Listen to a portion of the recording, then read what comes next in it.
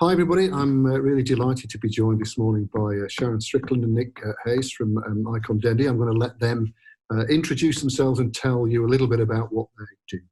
Sharon. Thanks, Paul. Hi, I'm Sharon. I'm the CEO of the Dendy Icon Group.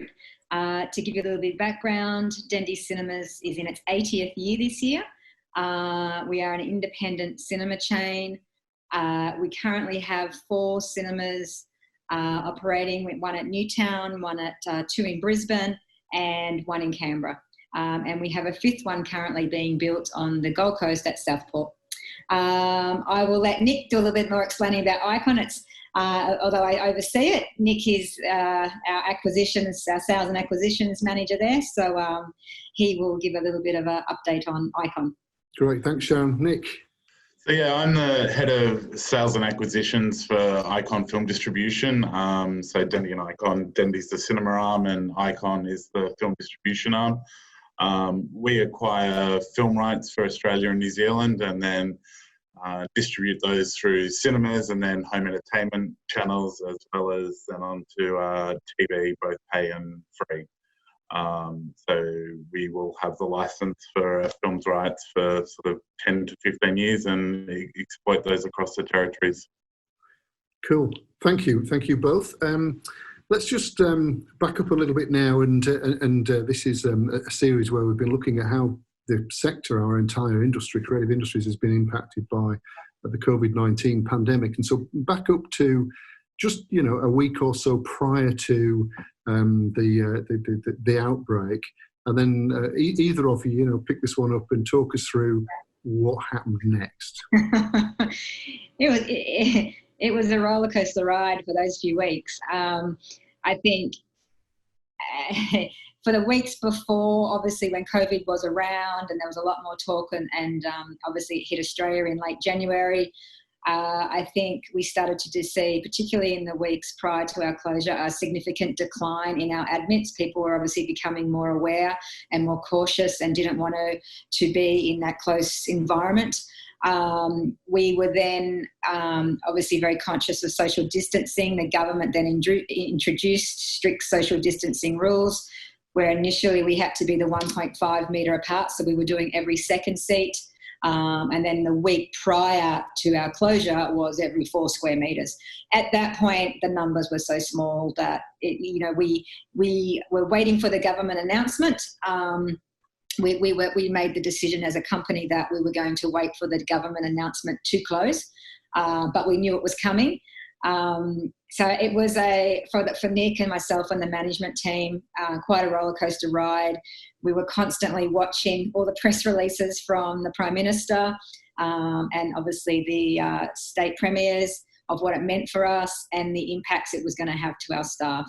But yeah, it was a particularly tough time for our company. Yes.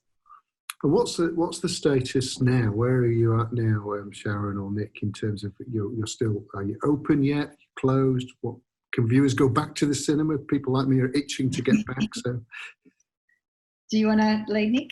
Sure. Well, yes. No, currently cinemas across Australia are closed. We are seeing some light at the end of the tunnel. New Zealand cinemas will open on Friday, again with strict social distancing measures put in place. But yeah, so since the end of March, we've had all our cinemas shut, which for our cinema business obviously mean there is just no one coming through the door at all. From a distribution point of view, we're not able to release films currently for theatrical, but we have seen a decent number of people renting and buying DVDs and the other transactional VOD platforms as everyone's been at home. So yeah, I mean, again, I genuinely mean I'm looking forward to being able to go back to the cinema. So have you got plans in place? It'll be a beautiful moment once we can open the doors again. Have you got plans in place? Yeah, look, it's a work in progress. and we are definitely working on it as a team. And what we've obviously stood down, unfortunately, all our casuals and 95% of our full-time staff as well have been stood down during this period. And thankfully, we were able to be eligible, and they're eligible for JobKeeper. But we've tried to be very engaging with our staff throughout this period as well. And as part of the reopening strategy, we've tried to engage all our staff and set up various strategy meetings on Zoom with them. So it's a team effort. So we're also working with the industry quite closely as well, with the Independent Cinema Association particularly, that we belong to. So it's a work in progress. Obviously, you're relying on government restrictions as well, what that really is going to look like for us. At this stage, it looks like we've got a stage 2 opening. So as to when that will be, I'm guessing it's mid to late June. But again, we have to weigh up whether at that point in time it's actually financially viable for us to operate under those conditions. Stage 3 looks like it's sort of middle of July, because the stage 2 is sort of talking about 20 gatherings of 20 people. So again, and that includes our staff. So, is it really an ideal situation? Stage 3, they're talking gatherings of 100, which is a lot more ideal for us. And that is early July, which again is probably the time I think that would be more viable. And then it's the content issue as well. Obviously, the distributors throughout this period have pushed all their content back.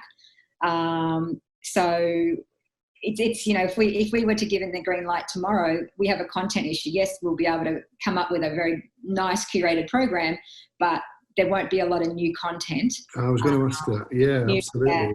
So at this stage, there's still a couple of titles holding or have, one being Christopher Nolan's Tenet, which is scheduled to release the 17th of July. I think the industry is waiting to see what happens. Does it continue to hold? We rely very much on the US industry. We need the cinemas open in the US before any new content's really going to be launched. So it's still a bit of a wait and see with content. But yes, we're definitely working on the reopening strategy, and in particular what that looks like from a social distancing point of view, health and hygiene, safety, and all the safe work, Safe Work Australia site, that the requirements that we need.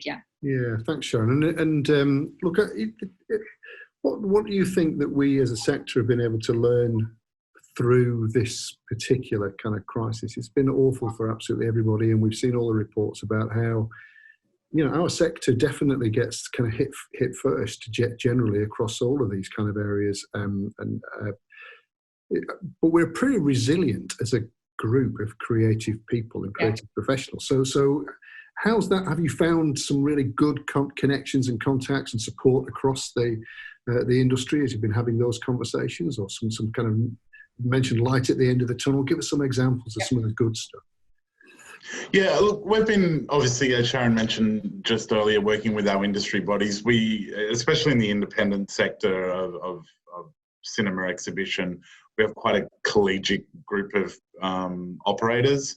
So we've been, we've established working groups on what the post-COVID strategies will be. That includes, working with our distribution partners on what content will be available until new content starts flowing again. Also working with cinema operators on just those practical measures we're going to have to put in place, and what that will mean, state by state, on what their operating requirements will be. Various state governments have also been seeking feedback on proposed plans. So certainly, I've been active in working with colleagues across the country on just sort of the practical implications of how we get through this from an exhibition point of view. There's also been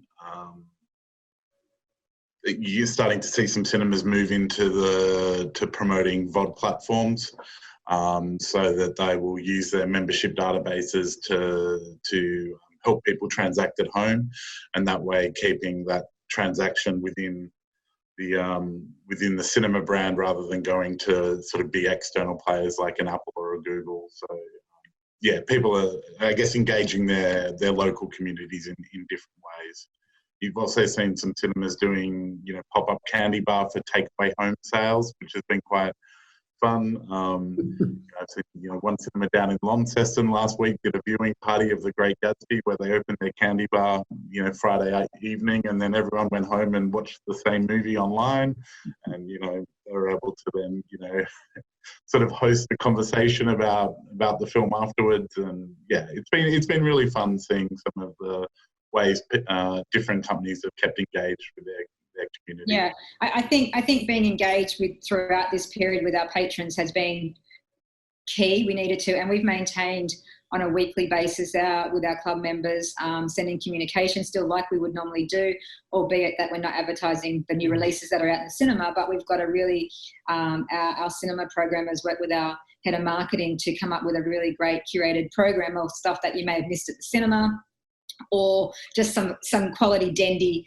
film to remind people of. And I guess we've also, that's also allowed us to continue to work with our distributors in some small way. We're promoting their films on the various platforms that they currently are on. We've also just recently, it's a small initiative, but we don't know where it will go. We hope it goes, to bigger things. One of our major wine suppliers has approached us. Again, obviously they're feeling the impact as well with restaurants closed, so approached us to do a curated Dendy wine online with the relaxation of liquor laws liquor licenses at the moment. We could do that. So we've gone out to our members with some great wines that you can't buy in bottle shops that we actually sell at the cinemas, and sort of indicated if promoted along the lines of, if you miss the wines at the cinemas, now you've got a chance to buy online. So we kicked that off last Friday. Got some great creative behind it. Had a few sales already. So that's just something we're trying and seeing, and we integrate it. Yeah, really good. It opens up, it forces you to, the necessity being the mother of invention, or whatever the cliche was, forcing you down a particular road to think of all those kind of creative opportunities and collaborative opportunities. And that's, I guess, the thing I'm really kind of proud of across our sector, that we are naturally good at doing that and trying to support each other. And we recognise that, we are absolutely all in this together. We need to support each other through that process, so that there's culture at the end of this process. We're not just obsessed with the kind of the economics of this. We're recognising that that economic transaction of buying a cinema ticket is for the experience of going to the cinema and forgetting ourselves for a few hours. Exactly. I can't wait for that to come back. So, look, I hope that when you do get a green light to reopen, we can have this discussion again, and you can tell us about how that's been and what you've been able to do, and to inspire people who, I know many of them will be itching to come back to the cinema, but we know there's a way to go. I think the recovery period will, it's going to be, I think there's definitely going to be the people out there that are going to want to come straight back, particularly if the content is there.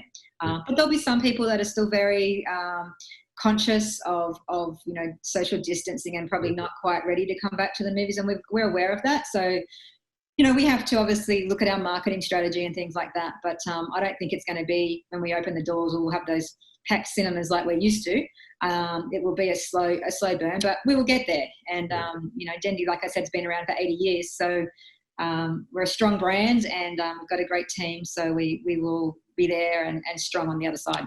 I absolutely don't doubt it. That resilience of the creative sector is one of its kind of most sort of powerful and potent attributes, really. So thank you both for taking the time to talk through this impact on your business, and I wish you well as you put your plans together for the reopening and the wine tasting. I hope that. I'll see you both soon. Thank you. Thanks very much, Paul. Thanks, Paul.